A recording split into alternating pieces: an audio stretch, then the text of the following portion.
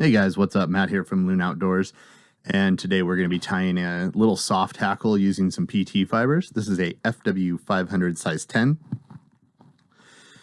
and we're going to be using some Vivas 50D. So I'll tie this down to a 16 to 18 if needed. We're also going to be using some 0.15 wire and some small hot orange uni wire. We'll go ahead and start by doing a few mid-shank turns here of our 0.15 non-lead wire. And what I do is I kind of position this so it's not going to be crowding the head, and it's not going to be, interfering too much with the overall construction of the fly. Again, if you have an old set of scissors, that's where I'm using my wire cutting technology there. So quick trick when you don't want this to slide is I do a few wraps with the tag end of your thread and then go back over working through that wire. So that'll kind of quickly help you create like a great little bond there for that, non-lead wire. Next up, we're going to go ahead and tie in our uni wire, and I just kind of piecemeal this in right behind the non-lead wire, so it creates hopefully what I consider to be a smooth transition. Next up, pheasant tail. If you haven't noticed the last few videos, we're on a pheasant tail kick, which is cool. Pheasant tail is a great material. Pheasant in general is a great material. So I'm going to take like 3, 4, 5, whatever you feel like, strands. Don't remember, said it a few times before, trout can't count.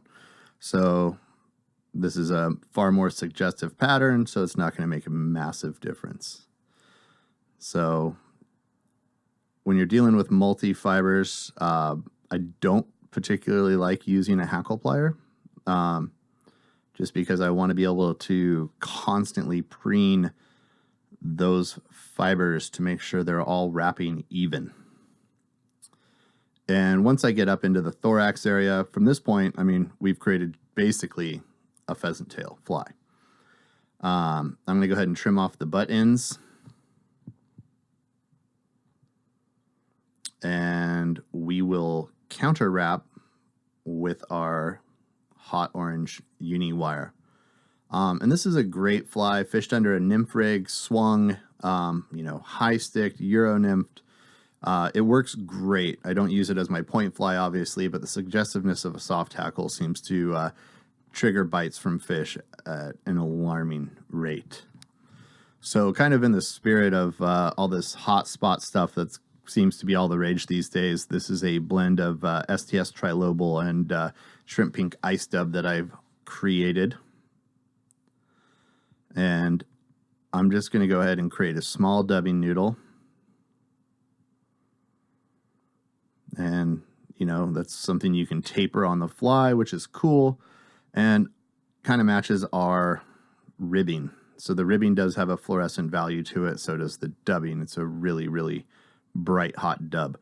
I've done the same fly, but also used some UV fly paint in lieu of the dubbing.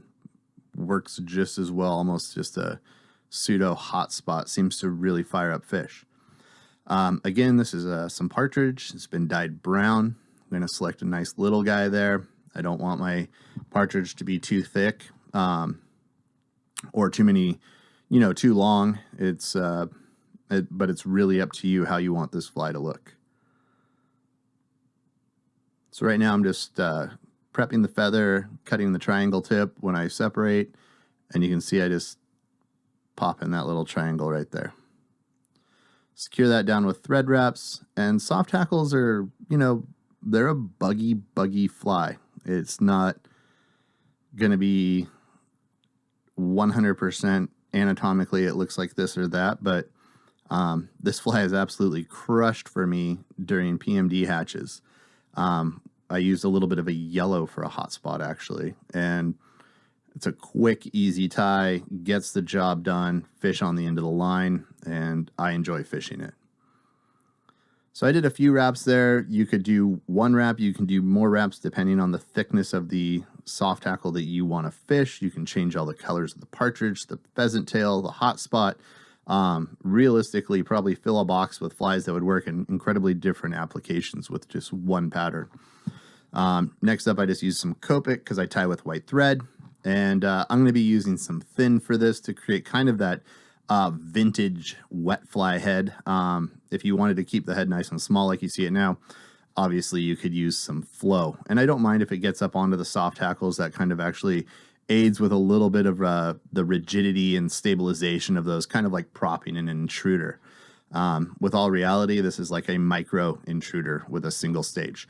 If you really wanted to break down flies that easily. We'll go ahead and cure it up. You can see that hot spot light up. Hope you guys found this to be helpful. Enjoy it and tie some. Catch you next time.